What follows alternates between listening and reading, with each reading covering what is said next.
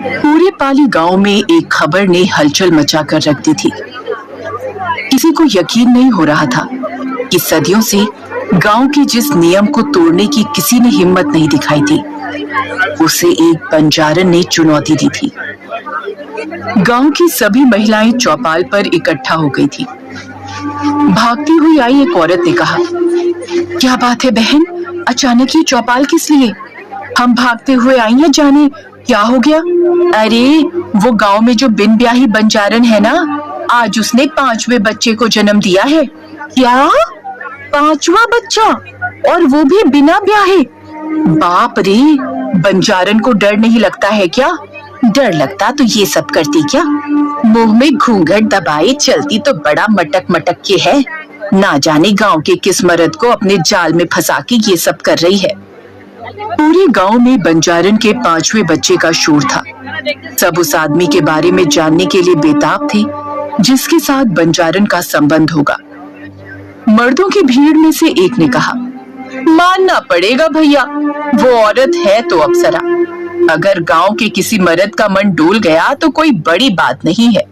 हाँ भाई, कह तो तुम ठीक रहे हो, लेकिन वो जो भी मक्कार है जिसने हमारी परंपरा को तोड़ा है, आज वो आदमी और बंजारन दोनों बचेंगे नहीं, क्योंकि गांव में अब तक जब भी इस बड़े कुएं पर चौपाल लगा है, बड़े मालिक ने हमेशा कठोर फैसला ही लिया है।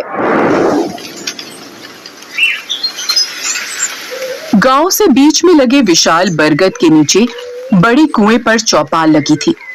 गांव का बच्चा बच्चा इकट्ठा हुआ था, क्योंकि आज गांव का उसूल और परंपरा दांव पर लगी थी। तभी पाली गांव का सरपंच ठाकुर सज्जन सिंह चौपाल की ऊंची कुर्सी पर आकर बैठ गया। ठाकुर सज्जन सिंह ने इशारे से सबको बैठने को कहा और गुस्से में भारी आवाज में कहा, क्या रे मोहन, उस बंजारन के आशिक की कोई खोज खबर है कि नहीं? सरपंच ठाकुर का बायां हाथ मोहन फटाक से बोला, नहीं मालिक, वो बंजारन किसी का नाम ही नहीं लेती। तो जाओ और उसे घसीटते हुए यहाँ लेकर आओ, और हम आखिरी बार पूछेंगे कि किसके साथ उसने मुंह काला कर इन बच्चों को जना है। अगर नहीं बताया तो आज वो होगा जो 50 साल पहले हुआ था। जाओ लेकर आओ उस कुलटा को। जी। इतना कहकर मोहन लोगों को लेकर जब बंजारन के झोपड़े में गया, तो उस वक्त वो बंजारन अपने चेहरे पर घूंघट डाले अपने 5वें बच्चे को, जो अभी 2 दिन का था, उसको दूध पिला रही थी, और बाकी के 4 बच्चे वहीं खेल रहे थे। बंजारन गांव में लोहे के सामान में धार लगाने का काम करती थी, इसलिए उसके झोपड़े में कई सारे धारदार हथियार भी पड़े थे। अचानक अपने घर इतने लोगों को देखकर बच्चे रोने लगे, और बंजारन जल्दी से अपना घूंघट संभाल बौखलाहट से बोली, मोहन भैया, आप फिर आ गए, और ये सब क्या है? एक अकेली औरत के घर में ऐसे कैसे घुस आया?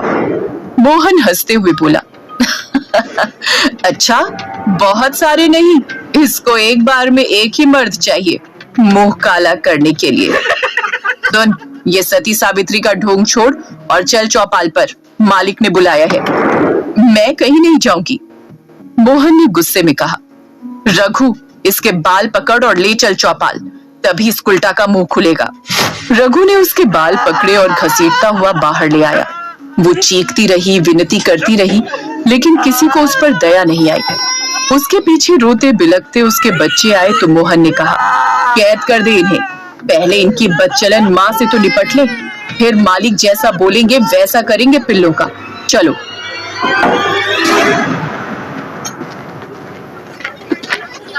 चौपाल पहुंचते ही रघु और मोहन ने बंजारन को ठाकुर के आगे पटक दिया।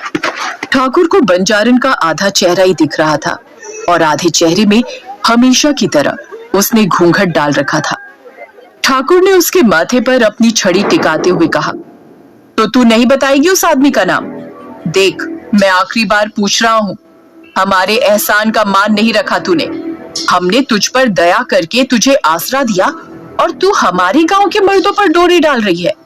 बंजारन किसी तरह उठकर बैठती हुई बोली, मालिक, मैं आपके एहसान की कर्जदार हूँ, इसीलिए आपसे झूठ नहीं बोल रही। मैंने किसी पर डोरे नहीं डाले। तू जानती है हमारी पाली परंपरा के बारे में। अगर कोई विवाहित या अविवाहित मर्द किसी स्त्री के साथ अवैध संबंध बनाए तो उसे और उस औरत दोनों को मृत्यु दंड दिया जाता है। लेकिन उससे पहले इस घोर पाप के लिए उसे निर्वस्त्र पूरे गांव में घुमाया जाता है। फिर निर्वस्त्र इसी कुएं में जल समाधि दे दी जाती है और तब तक पत्थर मारा जाता है जब तक उसकी मौत नहीं हो जाती। इसलिए बोल रहा हूँ, जो भी बात है बता दे। तू हमारे गांव की नहीं है तो हम तुझे न्याय देंगे और असली गुनहगार को सजा देंगे और तुझे तेरे बच्चों सहित जाने देंगे। बंजारन ने हाथ जोड़कर ना में गर्दन हिलाई तो ठाकुर गुस्से में बोला, इसका मतलब तू कहीं और से पाप लेकर आती है और यहाँ पैदा कर रही है ताकि हमारे गांव की पवित्रता नष्ट हो, और इसका एक ही दंड है। सज्जन सिंह के ऐसा बोलते ही बंजारन की आंखों में खौफ दिखने लगा। वो गिड़गिड़ाती हुई बोली, नहीं नहीं, ऐसा मत करो, ये अनर्थ मत करो, मेरी बात पर विश्वास करो।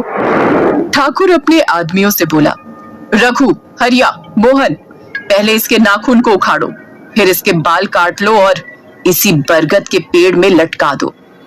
मोहन और उसके आदमी बंजारन पर झपट पड़े और उसके हाथ और पैर के सारे नाखून निकाल उखाड़ लिए। वो पूरी ताकत से चीखी लेकिन किसी ने उस पर दया नहीं दिखाई। उसके दोनों हाथ रस्सी से बंधे और कुएं के ऊपर वाली बरगद की डाल से बांध के उसे लटका दिया। ठाकुर ने बंजारन का पल्लू खींचते हुए कहा, तब देख लो आखिरी बार इसे। गांव वाले उसका पूरा चेहरा देखकर घबरा गए और कुछ औरतों को तो उल्टी सी आने लगी, क्योंकि बंजारन का आधा चेहरा भयानक तरीके से जला और घाव से भरा हुआ था, जिसे देखकर कोई भी उससे घृणा करे। गांव की औरतें आपस में बातें करने लगी, ये तो बाएं से देखो तो अप्सरा और दाएं से देखो तो चुड़ैल है। अब बंजारन दर्द से तड़पते हुए गुस्से से बोली, तुम सब के सब नामर्द हो ठाकुर। इस गांव के किसी मर्द में इतनी मर्दानगी नहीं है कि मेरी लालसा पूरी कर सके। इसका अंजाम अच्छा नहीं होगा। मेरा यकीन मानो, मैंने कोई नियम नहीं तोड़ा, मैं तो एक श्राप भोग रही हूं। ठाकुर बोला, कौन सा श्राप? दर्द से करा रही बंजारन ने कहा, सालों पहले मुझे एक सिद्ध पुरुष ने श्राप दिया था कि जो दर्द मैंने एक पिता के रूप में उन्हें दिया था, वही दर्द मुझे मां बनकर भोगना होगा, और जो मैंने उनके बच्चे के साथ किया था वही मुझे अपनी कोख से पैदा किए हुए बच्चे के साथ करना होगा, वो भी एक नहीं 11 बच्चों के साथ। तभी जाकर इस मानव रूपी संसार से मुक्ति मिलेगी। और इतना ही नहीं, उन्होंने मेरा आधा चेहरा इतना बदसूरत बना दिया कि इस चेहरे के कारण कामुक से कामुक आदमी भी मेरी तरफ कभी आकर्षित नहीं होगा। इतने भयानक श्राप से मैं बहुत डर गई। मैंने उनसे विनती की, उनके सामने भीख मांगी कि महाराज मुझे इस भयानक श्राप का तोड़ तो बताएं। इतना कहते कहते बंजारन की सांसें फूल गईं। पूरा गांव बंजारन की बात हैरानी से सुन रहा था। ठाकुर ने पूछा, तो क्या उपाय बताया? उसने फिर से एक लंबी सांस खींची और बोली,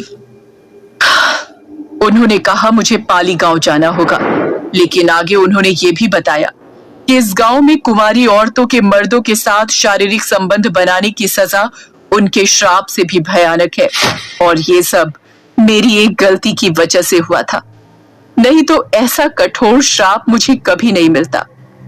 ठाकुर ने आश्चर्य के साथ पूछा, कौन सी गलती? मुझसे ये मत पूछो ठाकुर, मैं ये नहीं बता सकती। ठाकुर ने चीखते हुए कहा, तो ये बता, बच्चे कैसे पैदा किए? अकेले पैदा किए हैं, बिना किसी मर्द को छुए। ये सुनते ही गांव वाले हंसने लगे। सज्जन सिंह गरजते हुए बोला, अब तो शंका की कोई वजह ही नहीं है। इसे लगता है इसके इस आधे जले हुए चेहरे को देख हमें इस पर दया आएगी और ये इसका फायदा उठाते हुए किसी सिद्ध पुरुष के नाम की कहानी सुना के हमें बहका लेगी। अरे बनाओ इसकी जल समाधि। समाधि समाधि, सब समाधि चिल्लाने लगे और बंजारन की आवाज उस भीड़ में दब सी गई और सज्जन सिंह के लोग उस पेड़ से लटक रही बंजारन के कपड़े खींचने लगे। इस खींचातानी में उसके कपड़े जगह जगह से फट गए। ठाकुर गांव वालों को देखता हुआ बोला, जो भी पाली गांव का उसूल और नियम भूल गया हो वो अच्छी तरह से देख ले, उसका यही हाल होगा। सबने मिलकर बंजारन की साड़ी फाड़ डाली थी। अब दर्द से करा रही बंजारन के बदन पर ब्लाउज और पेटीकोट था। हाथ में मशाल लिए ठाकुर ने एक ही झटके में उसका ब्लाउज फाड़ा तो उसके पीठ पर बने निशान को देख उसकी आंखें फटी की फटी रह गईं। उसने आज से पहले इस निशान के बारे में सिर्फ सुना था, कभी उसे अपनी आंखों से देखा नहीं था। उसे यकीन नहीं हो रहा था ऐसा निशान वास्तव में हो सकता है। उसने उसकी पीठ की तरफ मशाल बढ़ाई और ध्यान से देखा। अब उसे यकीन हो गया, ये वही निशान था। ये इसके शरीर पर कैसे? क्या हुआ मालिक, कौन से निशान की बात कर रहे हैं आप?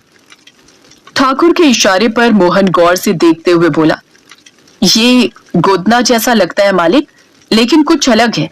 आज से पहले कभी नहीं देखा ऐसा। क्या है ये? मोहन के इस सवाल पर ठाकुर उसे चुप करता हुआ बोला, चुप कर मूर्ख, तू नहीं जानता इसके बारे में। एक काम कर, पहले इसके शरीर का वो निशान आग से जला दे, फिर इसे जल्दी से कुएं में फेंक। मोहन ने तुरंत हाथ में पकड़ी मशाल बंजारन के पीठ में बने उस निशान पर लगा दी और दर्द के मारे बंजारन चीख पड़ी। उसकी चीख इतनी तेज थी कि किसी का भी दिल दहल जाए।